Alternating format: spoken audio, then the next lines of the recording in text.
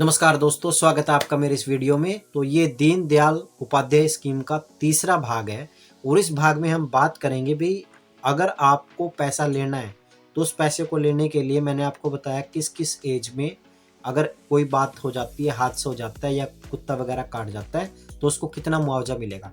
अब इस वाले भाग में हम बात करेंगे भी कौन कौन सी शर्तें हैं और वो शर्तें कैसे पूरी होंगी अगर आपके साथ कोई भी सिचुएशन हो जाती है। तो देखो, इसमें दीनदयाल उपाध्याय स्कीम में एक कंडीशन तो ये है कि अगर आपकी डेथ हो जाए आवारा पशु के कारण, तो वो तो मैंने आपको बता ही दिया, उसमें डेथ सर्टिफिकेट लगेगा।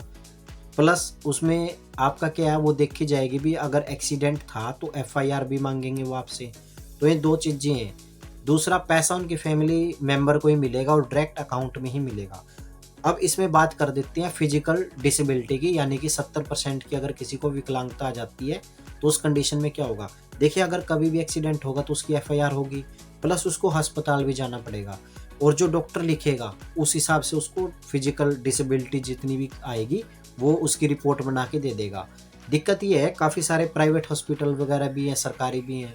तो अगर आपको सरकार की तरफ से कोई भी आर्थिक सहायता लेनी है तो सरकार ये चाहेगी भी आप जाके सरकारी हॉस्पिटल में इलाज कराएं। तो मेरी भी यही है कि अगर आपको सरकार की तरफ से कोई भी सहायता ऐसे लेनी है, प्राइवेट हॉस्पिटल की तरफ अगर एक्सीडेंट वगैरह हो जाए आप जाए, कोई दिक्कत नहीं है, आप जाके इलाज कराएं, सब कुछ कराएं।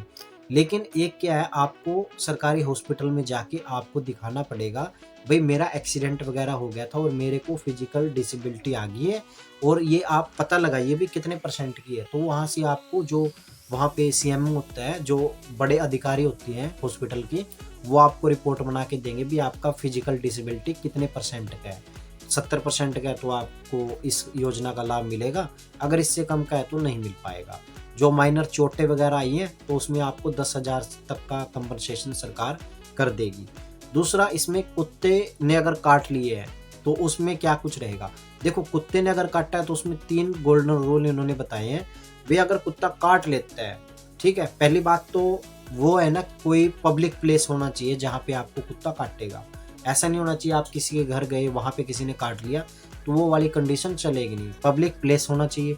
दूसरा, आपने कुत्ते को उकसाया ना हो, यानी कि उसको चिढ़ाया ना हो, उसको मान लीजिए आपने खाना देने के लिए आजा आजा आजा टोमी टोमी टोमी ऐसे करते हैं ना, वो नहीं करना। कुत्ता मतलब अगर अपनी तरफ से काटेगा तब ठीक है, लेकिन आप उसको अगर डंडे से मार रहे हो या किसी भी चीज़ से परेशान कर रहे हो मतलब एक तरह से, और वो उस चीज़ के रिगार्डिंग आपको काटे, यानी कि एक्शन का रिएक्शन दे दे वो भी, तो फिर आपको इसका लाभ नहीं मिलेगा। तीसरा, इसमें क्या रहेगा, जैसे मान लीजिए किसी कुत्ते ने आपको काट लिया, डॉग ने आपको काट लिया, तो जब आपको काटेगा तो आपको रिपोर्ट करानी पड़ेगी। यानी आप कहीं भी गवर्नमेंट हॉस्पिटल में जाइए, उनको बोलिए कि सर मेरे को डॉग ने काट लिया, ये मैं इंजेक्शन वगैरह लगा दीजिए। वो अपनी तरफ से आपका पूरा इलाज करेंगे। आपको प्राइवेट से कराना है प्राइवेट से कराइए, लेकिन आपको एक बार इंसिडेंट की रिपोर्ट सरकारी अस्पताल में देनी पड़ेगी। गाँव-गाँव में जैसे छोटे-मोटे अस्पताल हैं सरकारी, तो वहाँ पे जाके आपको एक बार इन्फॉर्म करना पड़ेगा कि मेरे को।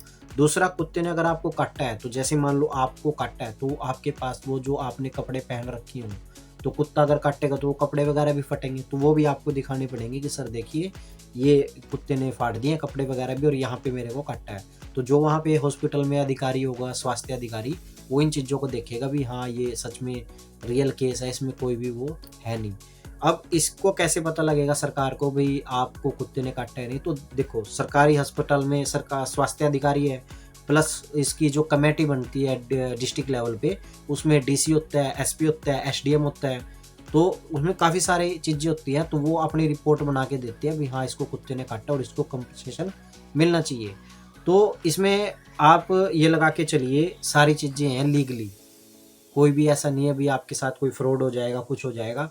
तो ये चीज़ें आपको करनी पड़ेंगी। टाइमलाइन इसकी क्या रहेगी, जैसे मान लीजिए आपने इंसिडेंट की रिपोर्ट की, तो कमेटी आपको 120 दिन के अंदर रिपोर्ट बना के देगी, भई आपका ये कंडीशन है और आपका 120 दिन के अंदर आपने रिपोर्ट बना के दे दी भी हाँ ये रियल केस है, इनके साथ सही में हादसा हुआ है। तो उसके बाद यानी कि उसके 6 हफ्ते के बाद आपके बैंक अकाउंट में पैसा आ जाएगा।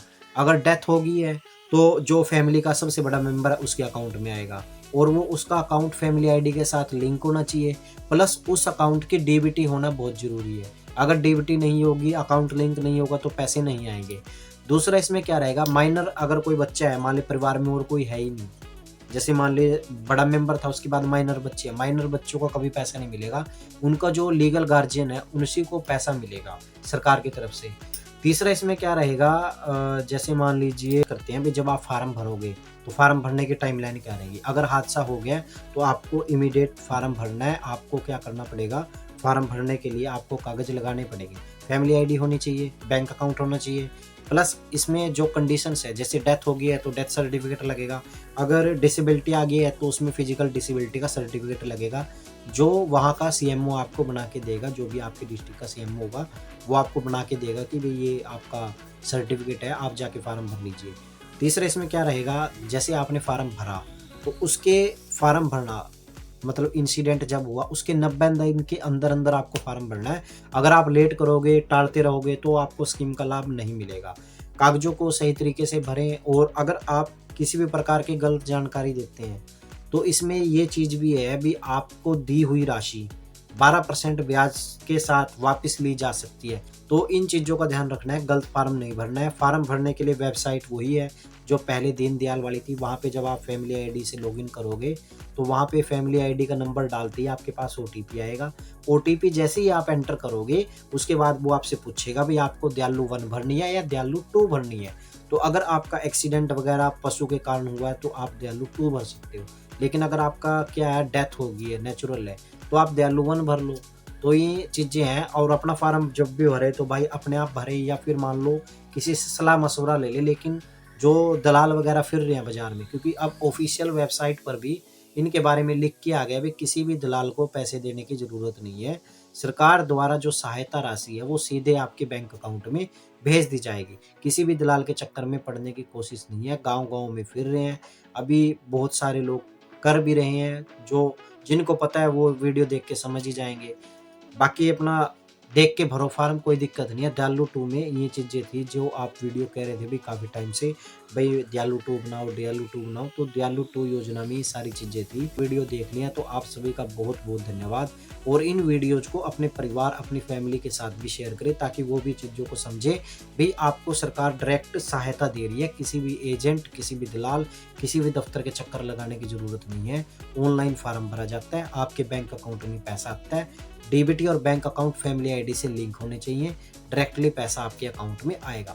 फिर भी अगर आपका कोई क्वेश्चन रह जाता है तो आपके साथ यहाँ नीचे कमेंट सेक्शन खुला हुआ है, आप क्या कर सकते हो, कमेंट सेक्शन में जाके अपना बता सकते हो भी मेरे को ये चीज़ें हैं और आगे मैं कैसे करूँ, तो मैं उसका जवाब दे दूंगा, कोई इशू नहीं है।